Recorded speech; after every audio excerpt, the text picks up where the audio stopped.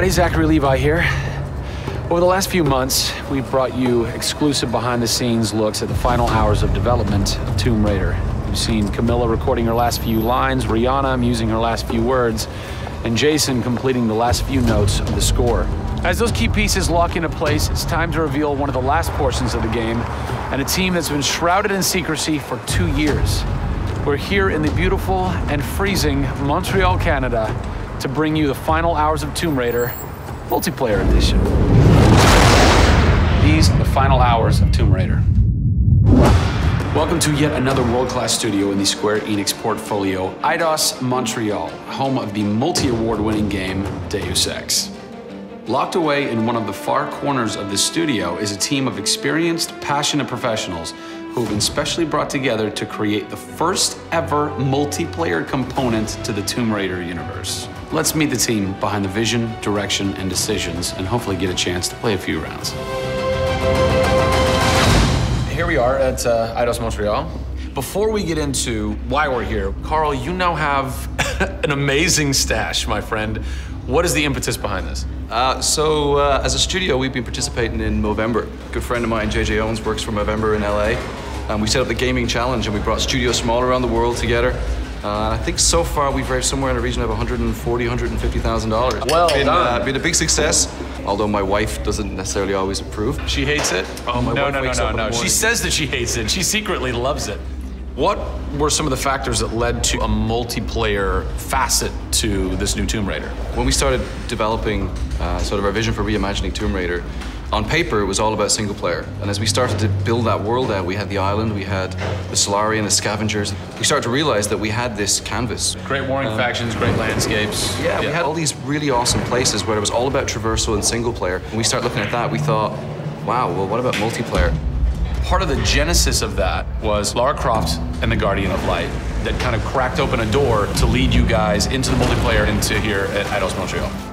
Guardian of Light was a downloadable, a smaller scale project, and that allowed us to sort of take the risks that we wouldn't necessarily take on a full-blown project. Guardian of Light was our Pixar short. It's the idea that whilst you're building your big project, you're always thinking about that next thing, but also allowed us to be able to start understanding co-oping and networking. It was a game that actually brought Tomb Raider fans together for one of the very first times. You hear them in their ear and they were having fun. And as a result of that, that led to us thinking about multiplayer. Hopefully our single-player experience we're delivering is a very sort of single-player, solitary, immersive type of experience. But at the same time, we believed tomb raiding together with friends would be fun. Tomb raiding, I think that's the first time I've ever heard that term. I like that. It's fun. You know, axe climbing and zip lining and the traversal that we get in there and the traps. For me, it was very sad to have that catch-22 of, it would be great to do this in multiplayer, but we just can't split our resources like that. And that's how Eidos Montreal came about. We had staffed up our teams to develop a single player. Everybody was gelling together really well, and it wasn't something that we wanted to just bolt on. We always said if we were going to do it, we're going to do it right. If you could have a fan play the multiplayer for the first time, what do you want them saying? For me, they're kind of different moods. It's not like I do one or the other. It's kind of like sometimes I turn down the lights and just play that single player experience. And other times I want to just jump in and have fun and start killing fools. Joe Curry, producer of multiplayer on Tomb Raider. It's the first time Tomb Raider has ever incorporated multiplayer, and you're in charge of that. Yeah. What's running through your mind when you get that call? Well, first off, exciting, right? I mean, we're all huge fans of Tomb Raider on the team. I mean, we grew up with Lara Croft. But when we spoke to Crystal, like, we want to do multiplayer, and we're thinking, how do you do that? It's always been Lara's story. You've been in charge of creating the first ever Lara Croft Tomb Raider. No pressure. Multiplayer. No pressure, Zach. Thank you. What are some of the main pillars that you brought over from the single player to the multiplayer to make those two worlds cohesive? The element that really stuck out was survival.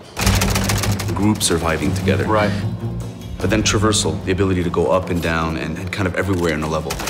The weapons, you know, the characters. What did you guys have to tweak in order to create an engaging multiplayer experience that wouldn't necessarily work with the pieces that were in play with the single player experience? One example is the bow. Especially in the reboot, it's so iconic that we had to make it work for multiplayer. You have a certain forgiveness when you play single player. Multiplayer, players expect snappiness. I shoot you, I expect you to go down, or you can just do what I do, which is take out the biggest gun and just run for them and shoot them out. The environment itself can be a threat. The Solari, you know, the guys that are on the island have had a chance to prepare traps. We've got things like an ammo box that looks like an ammo box, but it's really an explosive device. I need ammo, and it looks just like the regular ammo box, and then you're gonzo. We have a lightning rod. You'll get a lightning strike on the rod, and then you'll eliminate your enemy. First and foremost, we want to be humble. We want players to just have a really memorable experience. I had fun doing this. Do you remember when we set that trap? Moments that the players will come back to and talk about experiences that they've had for themselves, not necessarily the game offering them experiences. Absolutely. So, Joe, behind us we have the QA team, or the quality assurance team. They're a part of the development team. They can tell us what we need to fix and what's working and what's not. When do I get to game test? When do I get to get my hands on the game? Soon. We got a surprise for you first, Zach. So, when I was approached to host the final hours of Tomb Raider, essentially the biggest ask, not even ask, tell that I had was, I want to be in the game. I want to have a cameo, I want to have something. So guess what? Boom! Boom! Boom! I'm a playable character in the multiplayer Tomb Raider. How sick is that, Joe? You and your team are awesome. I can play with myself, virtually. Are we ready? Oh, that burns! You suck! Get those transmitters running. Radio transmitter activated! We're getting off this damn island? We send this thing. Beautiful. I would like to try and kick your butt as me in this map right now. Should we try it? All right. Bring it. Let's do it. It's happening right now. Oh, nice! Was that one of my traps? That was one of your traps. Yeah! These movie traps are really fun. I mean, they're really, really fun. Yeah! Don't worry about it. Just because you made the game and I beat it. As you can see from the people and passion here at Eidos Montreal, this isn't just some add-on. They're devoting themselves to making this an experience in keeping with the feeling of single player. Familiar, yet different. Coming up in the final 2 episodes of our series, we go back to the home of Lara Croft. They're taking Tomb Raider to the finish line, and we'll be there for it. Pre-order Tomb Raider from Amazon.com now and receive an exclusive art book, a DLC character skin for Lara, and a digital copy of Jeff Keighley's The Final Hours of Tomb Raider for the Kindle Fire.